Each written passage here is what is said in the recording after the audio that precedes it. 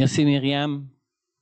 Bonjour à tous, content de vous retrouver ce dimanche matin. Vous savez, hier, moi et Sylvie, on conduisait le service funèbre de William, le fils de Mélanie, que quelques-uns connaissent, je pense, ici. Je pense qu'il n'y en a pas beaucoup ici qui la connaissent. Mélanie a joint notre église. Nous, on l'a connue le temps qu'ils ont habité à Saint-Paul, Saint-Paul-de-Montmagny, ici en arrière, pas loin, mais c'était surtout durant le temps de la pandémie. Alors, on les a pas vus souvent à l'église. Déjà, l'église, on était beaucoup plus en ligne. Mais hier, on a conduit le service funèbre de William. William était âgé seulement de 21 ans. C'était un départ un peu tragique. William a fait des mauvais choix pour sa vie, mais William confessait vraiment être un enfant de Dieu et appartenir au Seigneur Jésus-Christ. J'ai eu à conduire ce service hier, mais on a remis 23 Nouveaux Testaments à la fin du service.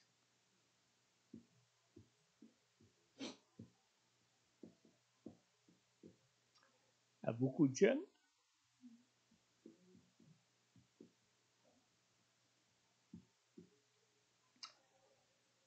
On a rencontré des chrétiens de l'église de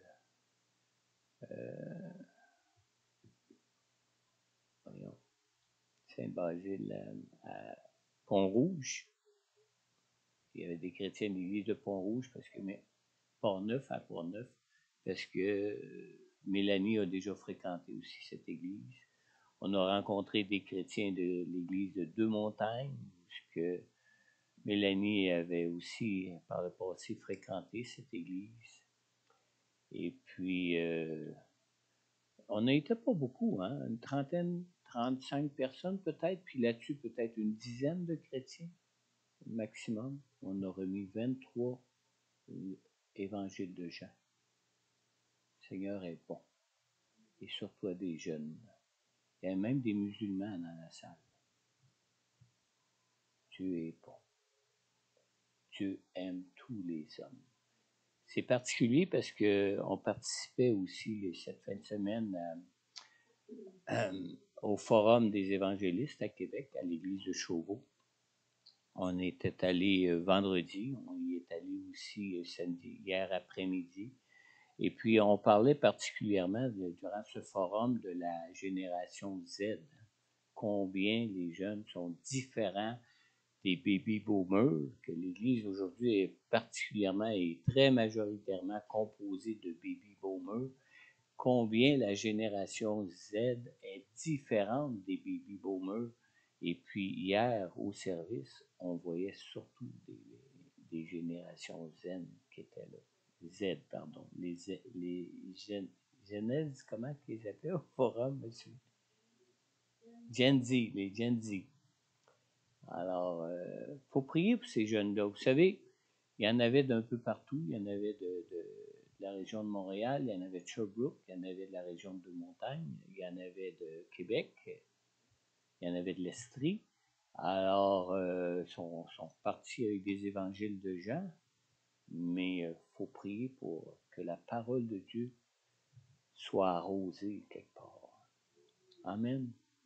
Et ce qu'il y a aussi de particulier, c'est que j'ai rencontré au Forum des évangélistes un jeune homme.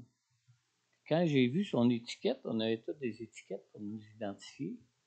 J'ai vu ton nom sur mon Facebook, sur ma page Facebook. Et il me regarde. Ah oui, ça se peut. Et qu'on parle un peu ensemble, il habite à Montmagny. Je dis, ah oui, tu habites à Montmagny, puis tu es ici au Forum des évangélistes. J'ai dit, connais-tu Cœur en fête? Ah, il dit oui. Il dit, l'année passée, c'est là que je suis revenu au Seigneur à Cœur en fête. Particulier, hein? Il fréquente aujourd'hui une église à Québec. Priez pour Cœur en fête parce que je me pose toujours la question à savoir est-ce qu'on va avoir un Cœur en fête en 2024? C'est pas évident.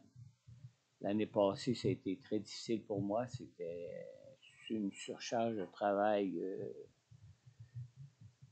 Pas parce que je suis pas capable de le faire, mais c'est que ça prend beaucoup d'organisation, beaucoup de supervision, beaucoup de choses à voir. Et puis,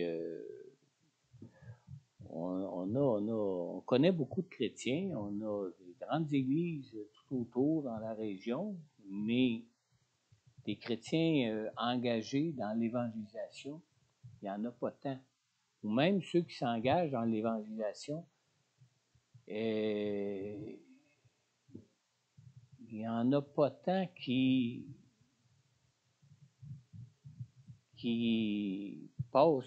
vont passer l'évangélisation avant toute chose dans leur vie. Alors, priez pour la consécration. On a besoin de consécration. Je parlais avec pasteur Jean-Frédéric il y a quelques semaines. Il est en train de faire une thèse pour son bac ou je ne sais pas quoi en théologie. C'est le pasteur qui a remplacé pasteur Paul Corriveau au Carrefour chrétien de la capitale.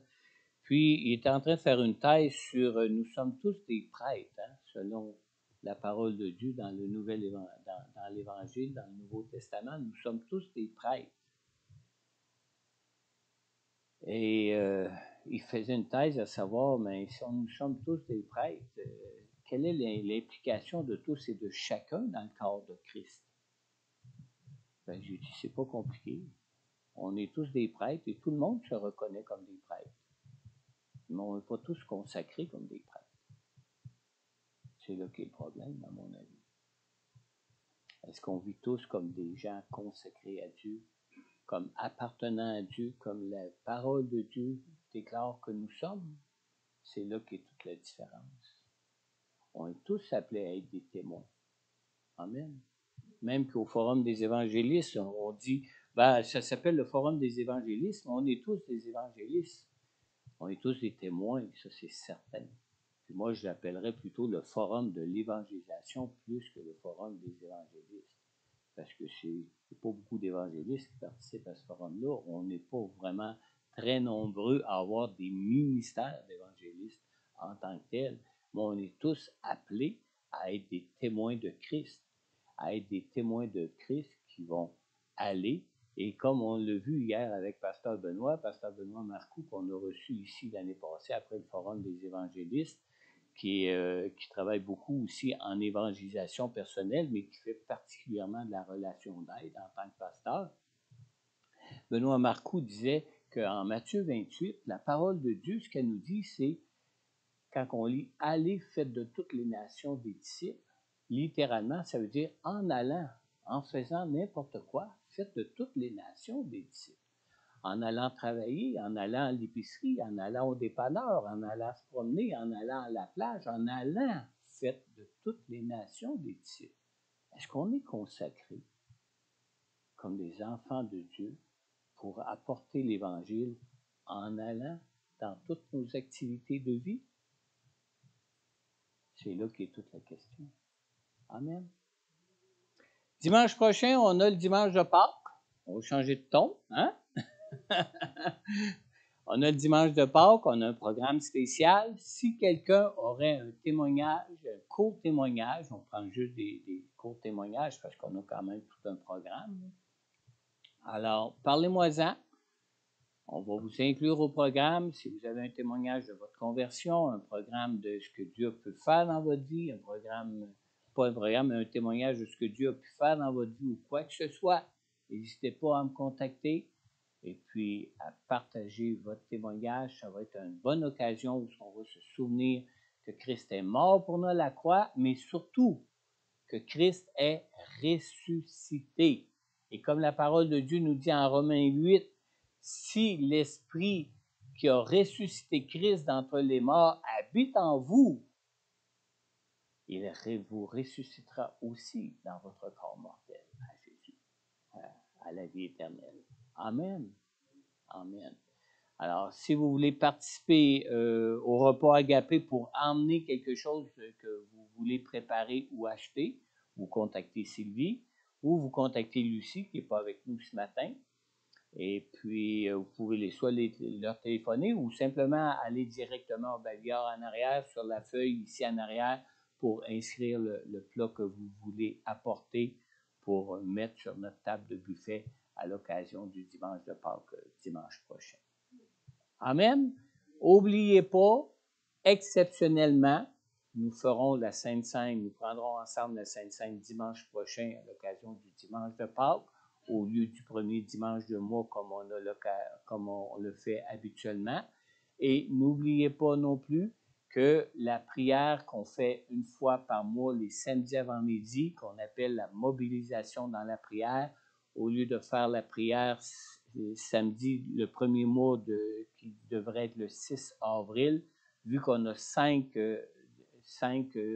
dimanches dans le mois de mars, on va faire la prière de mobilisation le dernier samedi, c'est-à-dire samedi prochain, de 10h à 11h30, prière de mobilisation. Je sais qu'à l'écran, c'était la mauvaise date qu'on avait sur la publication, mais c'est bien samedi prochain, le 30 mars, qu'on fait la prière de mobilisation entre 10h et 11h30, et vous pouvez même y participer sur Zoom si vous voulez.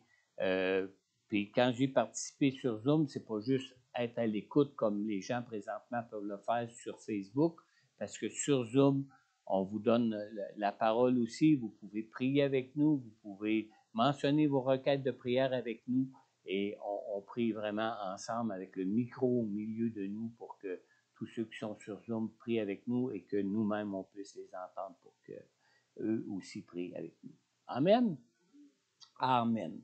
Alors, je vais inviter ce matin Pasteur Benjamin qui nous apporte la parole de Dieu ce matin. Pasteur Benjamin, si tu veux venir nous apporter ce que le Seigneur a mis sur ton cœur ce matin pour nous, pour l'Église ici à Montmagny, et prends toute la liberté que le Saint-Esprit peut te donner. Amen. Amen.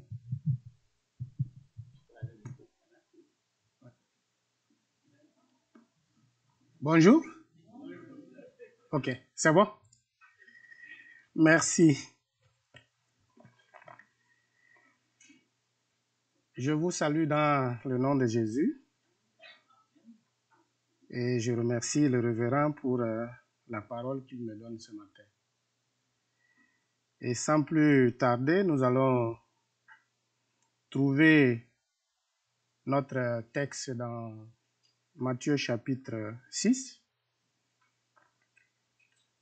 le verset 9, et ensuite on va aussi lire 1 Corinthiens 1, 2 à 3, Éphésiens 4, 6 et Philippiens 1, 2.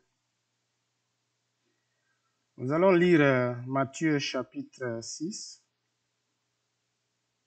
verset 9. Nous lisons. Voici donc comment vous devez prier. Notre Père qui est aux cieux, que ton nom soit sanctifié. Je voudrais que vous puissiez noter le mot Père dans tous les textes, les premiers textes que nous allons lire. Lisons ensuite 1 Corinthiens 1, 2 à 3.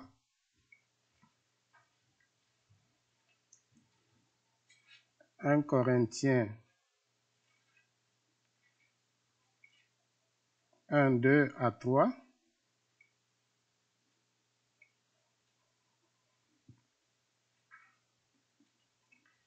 À l'église de Dieu qui est à Corinthe, à ceux qui ont été sanctifiés en Jésus-Christ, appelés à être saints, et à tous ceux qui invoquent en quelque lieu que ce soit le nom de notre Seigneur Jésus-Christ, leur Seigneur est le nôtre.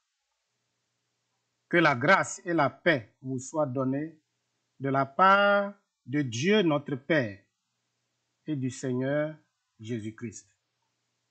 Amen. Éphésiens chapitre 4, verset 6. Éphésiens 4, 6.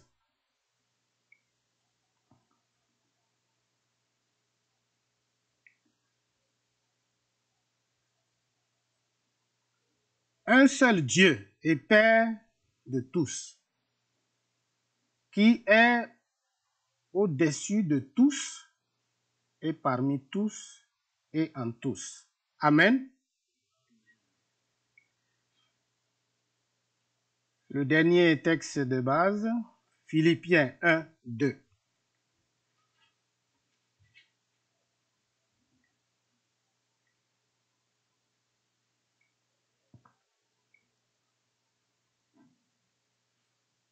Que la grâce et la paix vous soient données de la part de Dieu notre Père et du Seigneur Jésus-Christ. Amen. Je vous propose comme sujet Dieu est notre Père. Dieu est notre Père. C'est important de comprendre cela. Dieu est notre Père. Le Père dont nous reconnaissons et proclamons.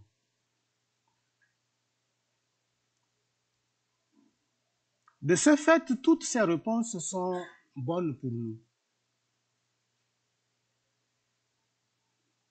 Et tout ce que nous lui demandons, peu importe sa réponse, nous devons comprendre que ces réponses sont toujours motivées par son amour. Et ces réponses visent toujours notre bonheur, notre bien-être. Et voyez, je ne sais pas pourquoi Jésus a dit, si vous priez, dites notre Père qui est aux cieux. Pourquoi il n'a pas pris l'exemple d'un père humain, terrestre, pour dire, le comparer, par exemple. Il ne l'a pas fait. Certainement, s'il le faisait, un enfant qui n'a pas eu un bon père ne va pas vouloir le connaître. Il va dire, si Dieu est comme mon père, inutile de chercher à le connaître. Parce qu'il y a des enfants qui ont eu de mauvais pères. Il y a des pères irresponsables qui ne s'occupent pas de leur famille, qui ne s'occupent pas de leurs enfants, qui ne cherchent pas le bien-être de la famille. Et dans ce cas, un enfant pourrait dire, si Dieu est comme mon père là, inutile de le connaître. Je ne veux même pas le connaître.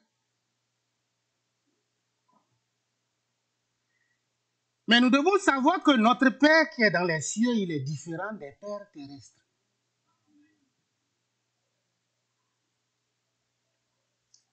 Et il faut dire, tous les pères ne sont pas mauvais. Il y a des pères qui sont bons, qui aiment leurs enfants, qui aiment leur famille, qui aiment l'être humain et qui se battent chaque jour. Mais malheureusement, tous les pères ne sont pas bons. C'est la dure réalité que nous vivons. Et peut-être ici, en Afrique, c'est fréquent. Vous voyez les enfants en bas âge qui se promènent dans la rue, qui font de la mendicité. Mais ce sont des enfants qui ont des parents. Un père qui est assis à la maison, il ne sait pas où se trouve son enfant. Il ne cherche même pas à satisfaire à ses petits besoins. Il n'est pas un bon père. Et cet enfant de la rue, si vous comparez Dieu à son père, il ne va pas vouloir le connaître. Avec raison. Mais Jésus va marquer la différence. Il dit, notre Père qui est dans les cieux. Il est différent. À un certain âge, l'enfant ne sait pas ce qui est bon ou mauvais pour lui. Et c'est au père de faire, à un moment donné, des choix pour son enfant à un certain âge donné.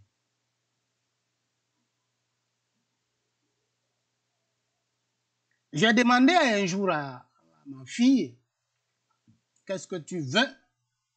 Elle me dit qu'elle veut un avion. Certainement, elle a vu l'avion décoller dans un film. Tout est beau, l'équipage, l'atterrissage. Elle voit que vraiment, bon, le confort est là. Et l'avion, mais elle ne sait pas que pour avoir un avion, il faut des autorisations. Il faut beaucoup d'argent. Il faut une piste d'atterrissage. Beaucoup de choses à réunir à la fois. Mais il dit, avion, elle ne sait pas. J'ai souri, j'ai dit, mais dans mon cœur, tu ne sais pas ce que tu demandes. Tu veux un avion? Ah oui. L'enfant ne sait pas à un moment donné ce qu'il veut. Et ça se comprend.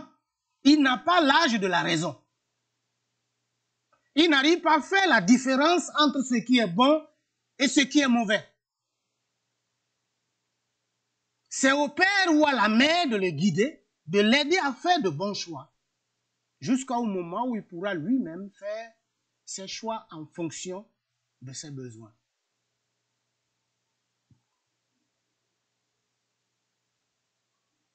Et souvent, l'enfant est content lorsque le père lui dit oui.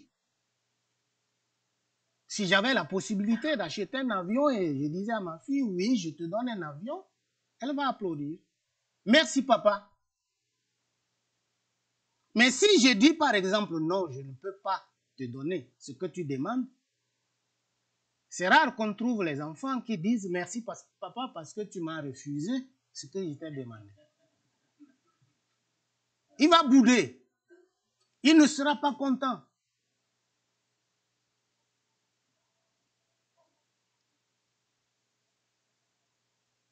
En tant que père, notre souci, c'est de voir nos enfants grandir, devenir de bons citoyens, réussir dans la vie.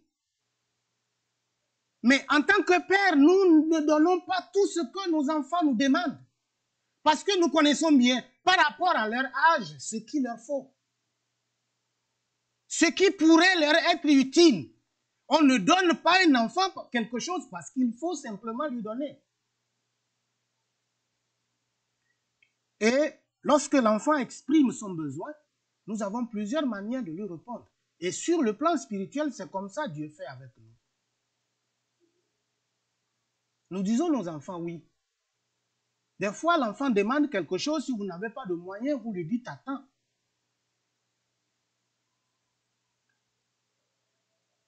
Et des fois, face à certaines choses, vous gardez le silence pendant un moment. Vous ne savez pas que dire à l'enfant par rapport à la demande qu'il vient de vous poser.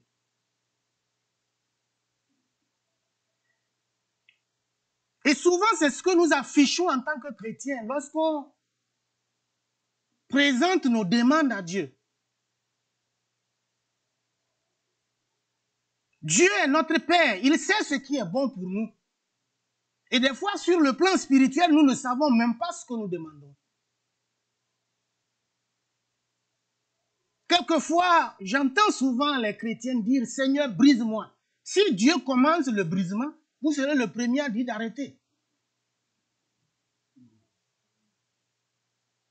On va juste demander que la volonté de Dieu s'accomplisse dans notre vie. Mais quelquefois, nous demandons certaines choses et Dieu sourit. Il dit, il ne sait même pas ce qu'il demande.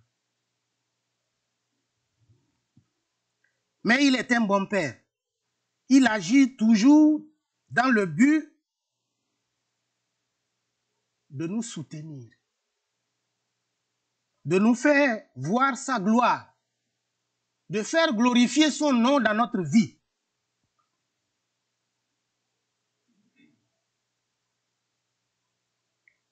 Et l'enfant, lorsqu'il pose sa demande, il veut une réponse tout de suite et maintenant. Les enfants sont toujours pressés. Papa, donne-moi, donne-moi, donne-moi. Vous lui dites, il faut attendre. Il dit non, pourquoi? Et nous faisons la même chose avec Dieu. Oui, Seigneur, je veux ça. Je veux un enfant, je veux un emploi, je veux voyager, je veux ceci, je veux cela. Maintenant et tout de suite. Mais Dieu sait s'il te donne maintenant, à quoi peut-être ça va te servir. Il peut dire peut-être ce que tu demandes là, ça pourra te servir dans 10-15 ans, mais toi tu ne sais pas. Ce que tu veux, c'est maintenant.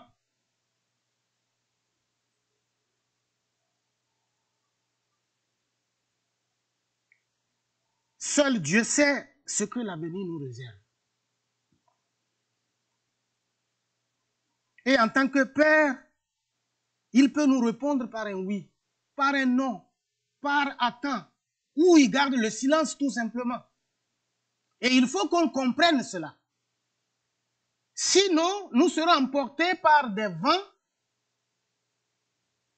par des gens qui nous trompent chaque fois, qui viendront vous dire si Dieu n'a rien dit, c'est parce que... Non. Dieu ne fonctionne pas en fonction de nos sentiments. Il a son plan, il a son calendrier, il a son programme. Il nous aime tant et il veut notre bien. Et il sait ce qu'il faut pour nous aujourd'hui et demain. Nous allons prendre quelques exemples. Si vous prenez le cas d'Israël, à un moment donné, le peuple était vraiment souffrant. En temps normal, si Israël s'accroche à Dieu, aucune nation ne peut le vaincre. Mais lorsqu'il abandonne Dieu, il s'appuie sur sa force. Dieu se retire, il le regarde.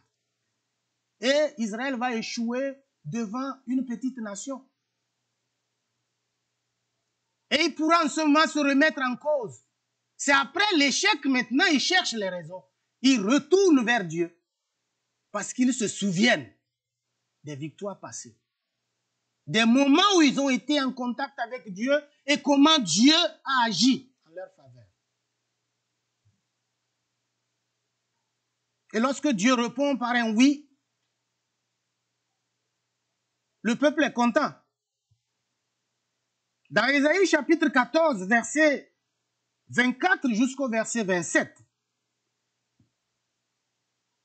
voyez, Dieu va prendre une décision importante contre des nations qui maltraitaient son peuple. L'Éternel des armées l'a juré en disant, oui, ce que j'ai décidé arrivera.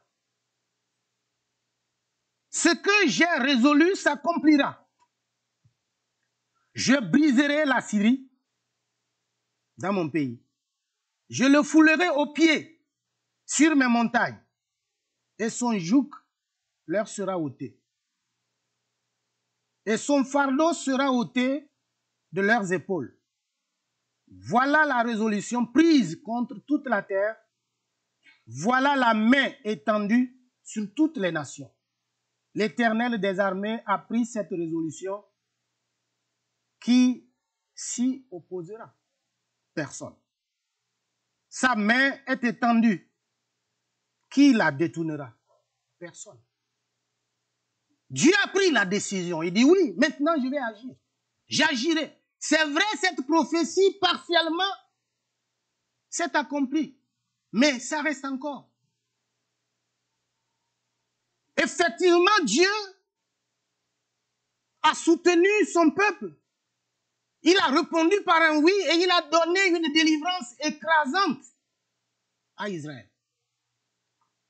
Et tout le monde applaudit. Dieu est bon en ce moment. Parce qu'il a dit oui. Parce qu'il a anéanti nos ennemis. Parce qu'il a détruit nos ennemis. Parce qu'il a mis fin à nos souffrances. On est content lorsqu'il dit, c'est bon, ça y est. Je vais te délivrer.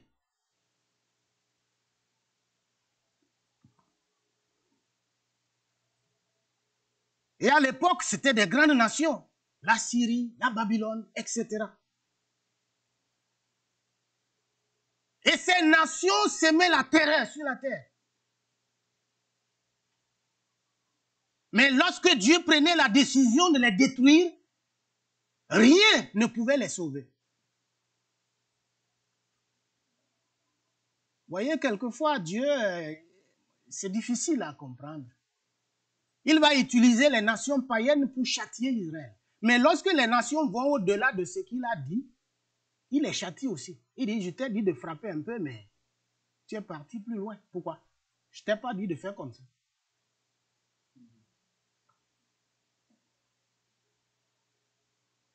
Cela nous rappelle les grandes nations de notre époque. On peut penser à Hitler, n'est-ce pas, avec ses chars. On peut penser à Napoléon, avec ses stratégies militaires. On peut penser à César Auguste, Alexandre le Grand. Mais toutes ces nations doivent faire attention. Lorsqu'on se moque de Dieu, le jour où il va décider de vous détruire, il le fera sans pitié. Dieu gère toujours le cours de l'histoire et nous devons toujours lui faire confiance en tant que Père. Des fois, on se demande, mais tout ce qui se passe là, Dieu est où? Un jour, j'ai lu sur le mur d'un journaliste béninois chez moi qui disait actuellement que les bombes tombent dans le village de Jésus et il ne dit rien. J'ai ri dans mon cœur, j'ai dit, voilà, monsieur, il ne comprend rien. Pour lui, il trouve que Dieu ne se soucie pas du bien-être de l'homme, du monde qu'il a créé. Il n'a rien compris. Un jour viendra. Tout va s'arranger parce que Dieu, il est souverain, il sait ce qu'il veut. Il a son programme, il a son calendrier. Le jour où il va prendre la décision de mettre fin à tout ça, rien ne pourra l'empêcher. Nous pouvons dormir sur nos deux oreilles. Nous devons faire confiance à notre Dieu qui est notre Père, qui sait ce qui est bon pour nous. Il dit oui à Israël. Et Israël était content. Un autre exemple où Dieu va dire d'attendre, c'est Abraham que nous connaissons. Dieu a fait une promesse à Abraham. Mais le problème de Dieu, c'est que il n'y a pas trop de détails dans ses promesses. Tu auras un enfant, ça s'arrête là. Pas de détails. Il n'a pas dit à Abraham, bon, après quelques années, quelques mois, voilà, printemps ou l'hiver, l'automne, bon, voilà comment ça va se passer. Mais il a dit à Abraham, tu auras un fils. Dans Genèse chapitre 18, versets 9 à 12. Ils ont dit, où est Sarah, ta femme? Il répondit, elle est là, dans la tente. L'un d'entre eux dit, je reviendrai vers toi à cette même époque, et voici Sarah, ta femme, aura un fils. Sarah écoutait à l'entrée de la tente qui était derrière lui. Abraham et Sarah étaient vieux, avancés en âge. Et Sarah ne pouvait plus espérer avoir des enfants. Elle rit en elle-même en disant, maintenant que je suis vieille, aurai-je encore des désirs? Mon Seigneur est aussi vieux. Mais Dieu n'est pas vieux. Amen. Dieu n'est pas vieux. Et c'est lui qui a créé Abraham. C'est lui qui a créé Sarah. Voyez, face à la promesse, le couple doute.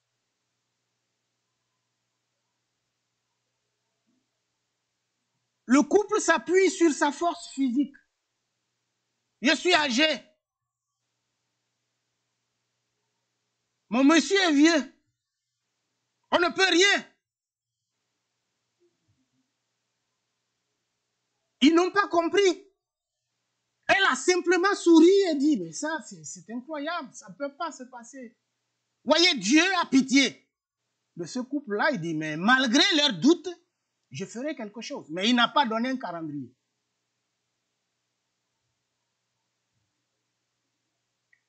Mais après 10 ans, lorsque vous lisez le chapitre 16, verset 3, il est dit, alors Sarah, femme d'Abraham, prit Agar, l'Égyptienne, sa servante, et la donna pour femme à Abraham, son mari, après qu'Abraham eut habité 10 années dans le pays de Canaan. 10 années déjà. Elle a trouvé que c'était pas... Peut-être Abraham s'est dit, est-ce que j'avais bien entendu ce qu'on avait dit? Sarah, de son côté, mène aussi des réflexions. Et finalement, elle dit, mais est-ce que peut-être, voilà l'interprétation, lorsque vous commencez l'interprétation comme ça, on interprète les intentions de Dieu et on se donne les moyens pour accomplir la promesse. Ce n'était pas là le problème. Dieu avait dit Sarah, ta femme.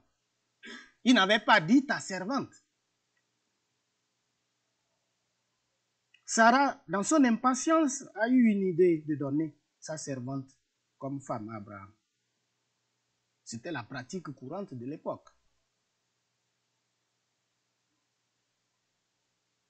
Et Abraham aussi a accepté l'idée. Certainement, il s'est dit, bon, c'est possible. Est-ce que je n'avais pas bien entendu ou bien qu'est-ce qui s'est passé? En tout cas, il a accepté l'offre. Il n'avait même pas mesuré la portée de ce qu'il posait comme acte. Il n'avait pas mesuré. Il ne savait même pas qu'après lui, des générations vont souffrir à cause de l'acte qu'il a posé.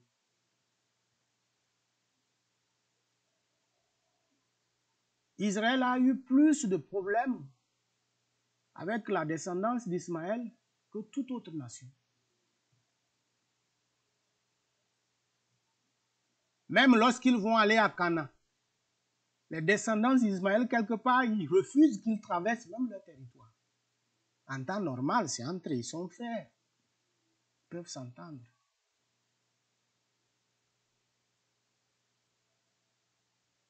C'est pas facile. Que Dieu vraiment nous ouvre les yeux pour qu'on comprenne, pour qu'on puisse avoir la capacité d'attendre. Si on n'attend pas et qu'on interprète ce que Dieu dit, c'est grave. On passe à côté quelquefois. Alors que c'était une prophétie, Habakkuk 2, 3. Les versets, je ne sais pas sur le PowerPoint, mais il est dit quoi? C'est une prophétie dont le temps est fixé. Dieu avait son temps, il avait fixé, il avait un programme pour Abraham. Elle marche vers son terme. Elle va s'accomplir. À la naissance d'Isaac, Abraham était âgé de 100 ans. Vous comprenez? Beaucoup de patience. Tu as prié certainement. Tu attends une réponse. Mais Dieu ne te répond pas par un oui tout de suite. Tu as demandé à Dieu quelque chose, mais pour le moment, tu ne l'as pas. Tu n'as pas le résultat. Du moins favorable de ta requête. Peut-être dans ton cas, Dieu te dit d'attendre. Mais si tu es pressé, tu risques de prendre de mauvaises décisions qui vont te compliquer la vie. Le troisième cas, c'est le cas de Moïse.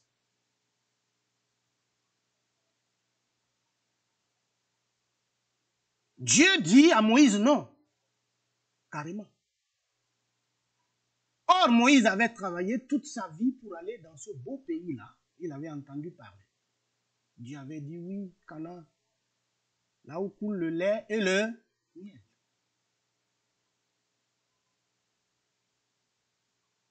Dans Deutéronome 1:37, Dieu était même fâché contre Moïse. Parce qu'il avait insisté tellement pour y aller. Dieu dit non, j'ai pris la décision, tu n'entres pas. Est-ce que c'était la faute de Moïse? Sur le plan humain, on peut dire non. Parce qu'il dirigeait un peuple tellement difficile à gérer qu'il le poussait à bout chaque fois.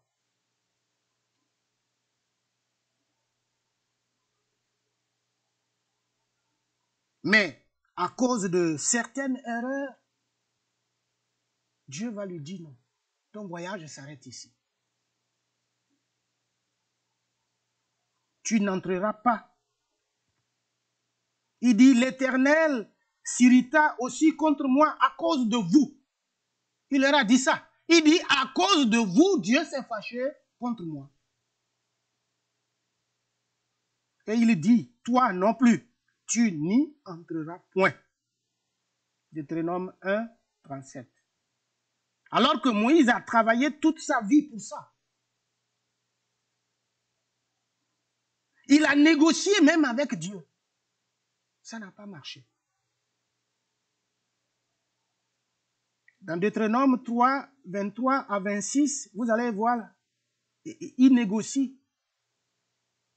Deutéronome 3, 23, 26. Il dit, en ce temps-là, j'implorais la miséricorde de Dieu. Il ramène Dieu sur sa miséricorde. Il dit, mais je sais que tout le monde peut faire ça, pas toi. Toi, tu pardonnes. Tu peux avoir pitié de moi, je t'en prie. Il a dit, Seigneur, tu as commencé à montrer à ton serviteur ta grandeur et ta main puissante. Voyez, il loue Dieu. Il lui dit, je sais, tu m'as déjà montré dans le passé que tu m'aimes. Ta grandeur. Car quel Dieu y a-t-il au ciel, sur la terre, qui puisse imiter tes œuvres et tes hauts faits? Ça, c'est une manière diplomatique de négocier avec Dieu et de finir par obtenir sa miséricorde, son autorisation de passer de l'autre côté.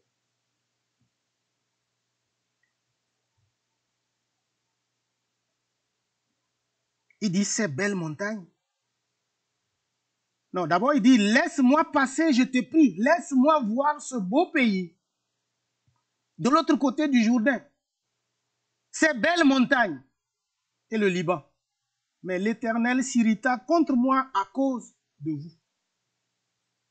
Dieu dit, tu ne passes pas.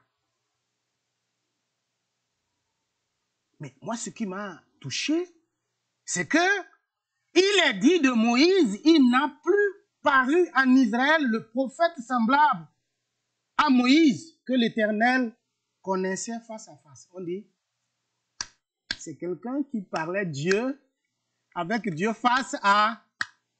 C'était un ami intime de Dieu. Mais voilà comment l'ami répond à son ami.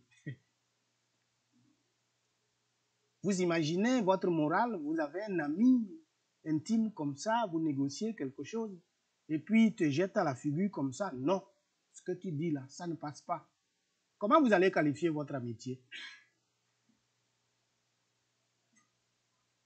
Pour nous les humains, on dit, c'est maintenant, je sais qu'il ne m'aime pas.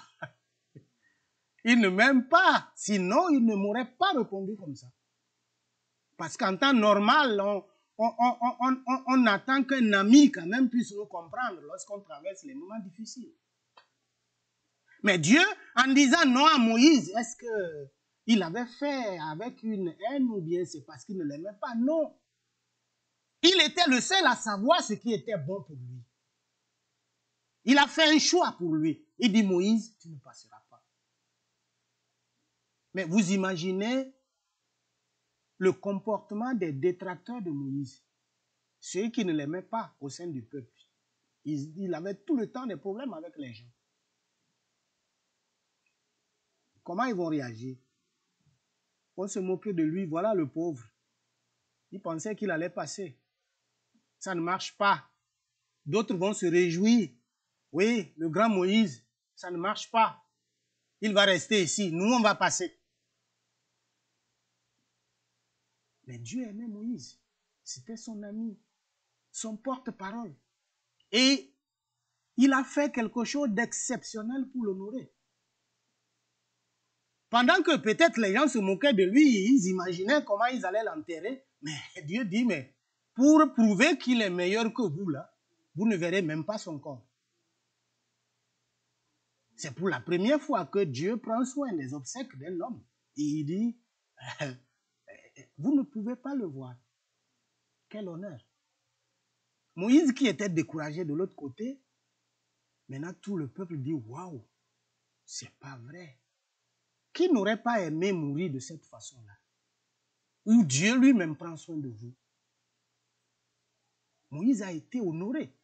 Mais dans un premier temps, on allait croire que Dieu ne l'aimait pas ou Dieu le faisait subir une punition. Non.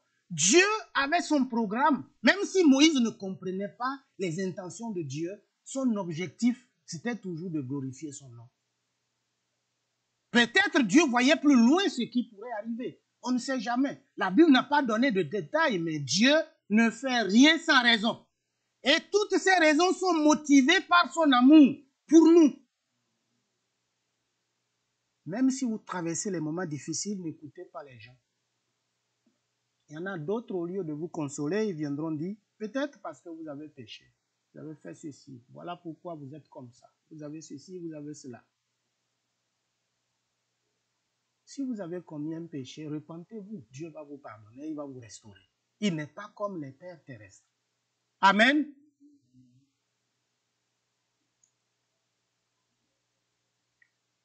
Le paradoxe ici, vous voyez, Dieu refuse la mort à Élie et il impose à Moïse. Ou bien, Élie, lui, volontairement, il est allé dans 1 roi 19, 3 à 7. Il a dit quoi à Dieu? Il dit, je veux mourir. Moi, je veux la mort. Et c'est là Dieu va dire, non, la mission n'est pas terminée. Lève-toi, allez, mange. Le chemin est encore long, il faut partir. Mais là-bas, Moïse, lui, demande la vie. Dieu dit, non, tu ne vas pas vivre, tu ne passeras pas. Nous ne pouvons pas comprendre Dieu quelquefois.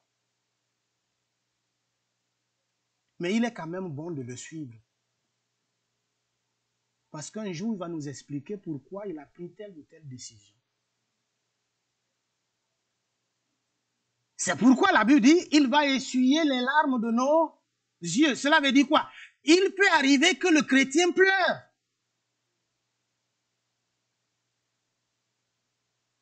Il peut arriver que le chrétien souffre, qu'il soit abandonné, persécuté, pourchassé, tué. C'est possible.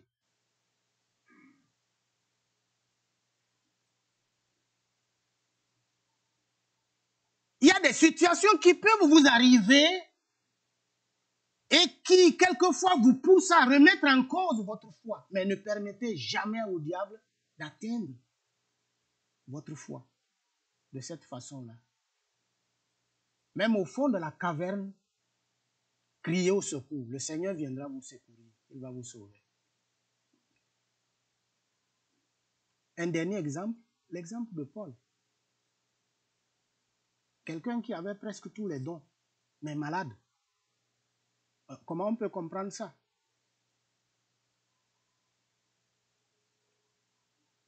Paul a même fait ce que Jésus n'avait pas fait. Miracle. Quelque part, qu'est-ce qui se passait? Les gens prenaient les mouchoirs, non? Ils viennent, ils touchent seulement à Paul et ils appliquent sur les malades. Et les malades étaient quoi? Guéris. C'est exceptionnel. Mais voilà un monsieur qui est malade. Il prie 3 fois dans 2 Corinthiens 12, 8 à 9. Et Dieu lui dit simplement, ma grâce te suffit. Vous imaginez votre douleur, vous avez une forte migraine. Vous voyez un docteur qui a la capacité de vous soulager. Il vous dit, je suis content lorsque vous souffrez. Que les maux de tête continuent. Quelle sera votre réaction lorsque vous allez sortir de la salle? Vous allez dire, docteur, merci. Je ne pense pas. Vous allez bouder. Dire, mais il est méchant. Il ne sait pas ce que je ressens. Oui, c'est ça. Voyez, Dieu dit, ma grâce te suffit. Il dit, je te préfère comme ça. Paul dit, ok, j'ai compris, Seigneur. Si c'est ça, tu veux. Parce que Dieu dit, il veut se glorifier de cette façon-là au travers de son serviteur. Et lorsque la souffrance vient de Dieu, Dieu vous donne la capacité de supporter. Vous n'allez jamais vous plaindre. Paul a travaillé. Jusqu'en prison, il était en train d'évangéliser. On pouvait l'arrêter, mais on ne pouvait pas arrêter l'évangile.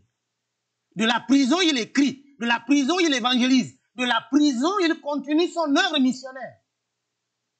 Malgré sa souffrance. Et de l'autre côté, c'est comme si Dieu compensait les choses. Il va faire voir Paul sa gloire. Il dit quoi? Celui qui est allé au 3e ciel, c'est qui? Il est le seul à nous parler du 3e ciel. On ne sait pas à quoi ça ressemble, le 3e ciel. Mais il dit, je suis allé. Dans la présence de Dieu, les souffrances disparaissent. Amen. On ne sent plus rien. Lorsqu'on est en présence du roi des rois, lorsqu'on est dans la présence de Dieu, les douleurs disparaissent.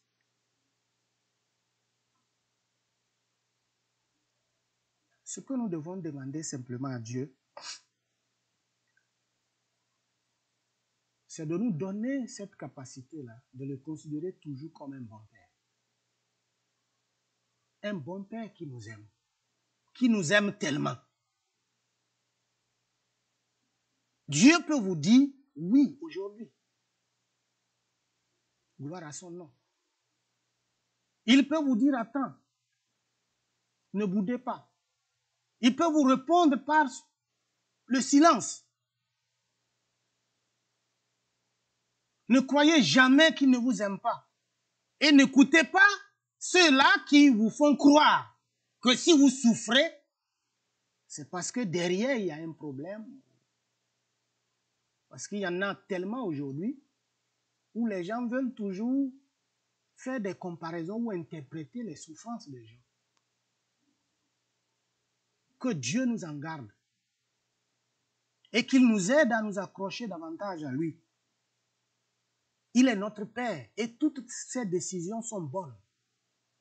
Il vise toujours notre bien-être. Peut-être tu es là. Un parent malade, soit toi-même. Ou dans le service, tu as des problèmes. Ou tu veux entreprendre quelque chose, mais ça ne fonctionne pas. Tu as des projets de voyager. Ou des parents qui ont besoin d'assistance, mais tu es dans une incapacité de les apporter quoi que ce soit. Et des fois, tu te dis, mais malgré mon engagement pour Dieu, pourquoi je suis dans cette situation? Pourquoi Dieu m'a abandonné? Non, Dieu ne t'a pas abandonné. Il est là. Il est présent. Tourne-toi vers lui. Prie et attends. Un jour, tu vas glorifier son nom et tu vas rendre un grand témoignage. Le Seigneur guérit. Il ressuscite même les morts. Il bénit. Il encourage. Il fortifie. Il délivre. Rien ne pourra vous arriver sans sa permission. Et il est un bon Père pour toi. Si tu nous écoutes ce matin et que tu doutais peut-être, tu pensais que Dieu ne t'aimait pas, sache que Dieu te dit ce matin qu'il est un Père pour toi. Et quelle qu'en soit ta situation, il ne va jamais t'abandonner. Il te tend la main. Si tu acceptes sa main tendue, tu seras sauvé. Tu seras délivré. Tu seras protégé. Si Dieu ne répond pas par un oui maintenant, ne remets pas en cause ta foi. Garde la foi, persévère, et tu verras la gloire de Dieu. Je vais inviter le révérend François pour la prière. Que Dieu nous aide, que le Seigneur nous donne la force de garder le cap et de continuer à espérer en lui. Merci, soyez bénis.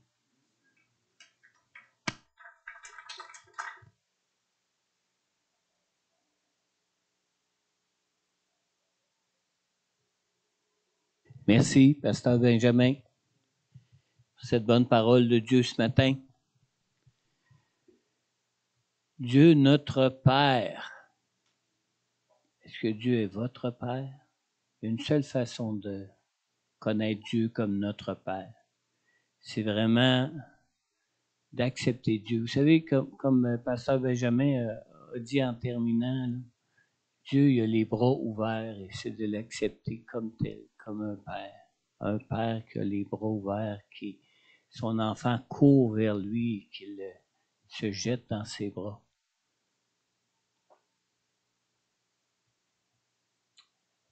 Peut-être que tu n'as encore jamais vu Dieu comme un Père ou comme un bon Père pour ta vie.